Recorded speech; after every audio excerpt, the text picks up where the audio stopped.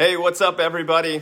Hey, I hope you're doing well wherever you're at today. Listen, I was doing some thinking, some writing, some praying earlier in between clients, and there was a word that really came to me at the beginning of that time and just stuck with me. It's a word that all of us from one time or another go through or have gone through, or none of us are immune. We have to learn how to navigate this area.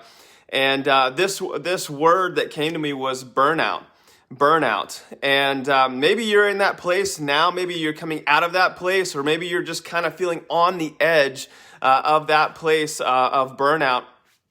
I think about a couple years back, I was at a car show at my church at First Assembly, and we had this big car show in the parking lot. And afterwards, everybody, all the cars, there's all kinds of sweet rides there. And as they were pulling out, there was a line of cars that were just burning out. They were just peeling out. And eventually it got shut down by the police from all of the cars burning out. They shut down that burnout session. But I remember on my end of things, it was exciting.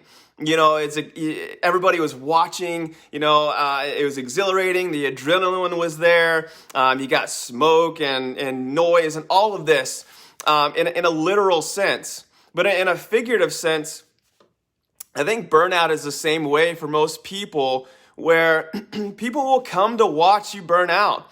They will come and see what's going on. I mean, it's almost like we have to fight the culture in a way to avoid burnout, because I find, and I've stopped myself saying this in the past as I've caught myself, but it's almost like a badge of honor by saying, oh yeah, I'm just busy, I've got X, Y, and Z to do today and in my week, and I'm just so throttled, and all of these things, and it's all like, wow, and I get it. We all need significance in what we do and in our lives, but busyness is not worth it. And being in a place of burnout, when you think about a car literally burning out, it's at full throttle, and those wheels the car is going side to side. There's movement. There's a lot of movement happening, but the car is not going anywhere. It's not going forward. And I think that's the disguise or deception of burnout, is that you're moving forward by going max throttle, but you're really just going side to side. There's a lot of movement. There's a lot of noise. People will cheer you on and say, yeah, that's exciting. And you feel an adrenaline rush by being at top speed.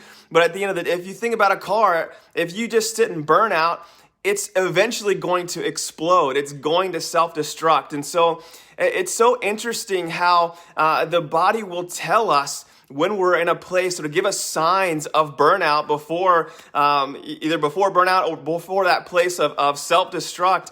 And I've been in that place before myself. And I want to encourage you today, if you're in that place, it is difficult, but there is a way out, and you don't have to be. And if you're on the verge, you should notice the signs first before getting there. Because I remember being in a place where I was in burnout. I was working. I was going 24/7. I was working like these ridiculous 16-hour days. It started at 5 a.m. and that would go all the way. I'd get home at 7 p.m., race to bed and start the day over again.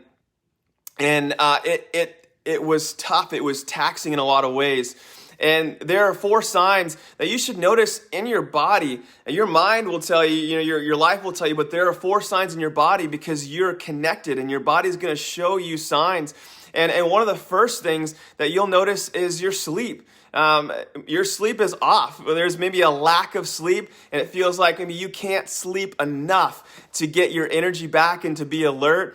Or maybe for you, it's quite the opposite, and you've got almost insomnia, and you can't go to sleep. Your mind is always racing, always going, and you've got to live on caffeine all day long to stimulate yourself and stimulate your brain to continue to move forward. Or maybe it's not sleep. Maybe another sign of burnout is aches and pains. You're just feeling random aches and pains in your joints and your muscles, and And stress, it will be released. It has to come out, and a lot of times, we harbor feelings and thoughts in our body, and it surfaces and reveals itself in the form of just aches and pains, just carrying tension in your back and your neck, and all of these things.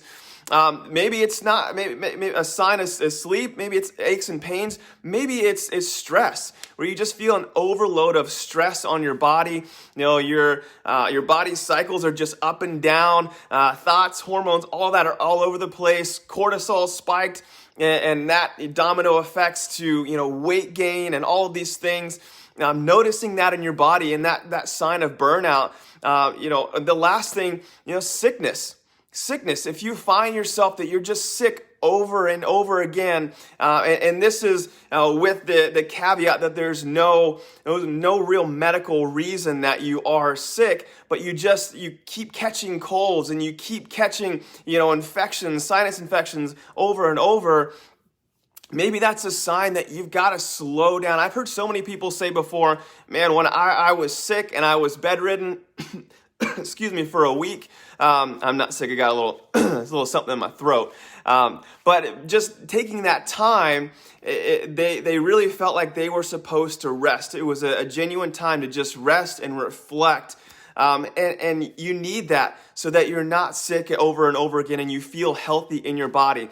So those are some signs that if you're feeling those in your body, I would caution you to take an introspective look into yourself and see if you are in a place of burnout in your life. And listen, if I know a lot of you are joining on, watching here live, I'd love for you to share what have been some ways that you have noticed burnout in your life, maybe now or in the past, and some things that you've done to get out of burnout, to get out of that place. Because again, none of us are immune. We all have to be on guard in this way so that we don't fall in the trap of burnout. And really, it's self-destruct in a lot of ways. And taking care of your mind and your body is critical in that. I've had the joy of working with clients and just conversations even recently where it's not so focused.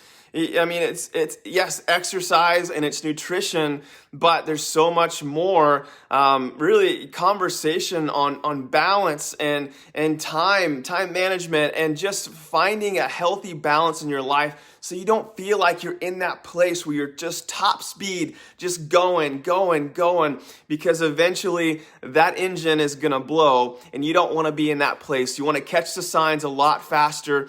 You don't have to stay stuck moving side to side. You want to have forward motion. And a lot of times that means slowing down just a little bit in order to speed up and gain real productivity and forward motion. And I want to encourage you, if you're in that place, hey, if you need help in this place and you need guidance, reach out. I want to help you, and I want to serve you in the best way possible, because God has a plan and a purpose for your life, and a destiny upon your life, and a calling.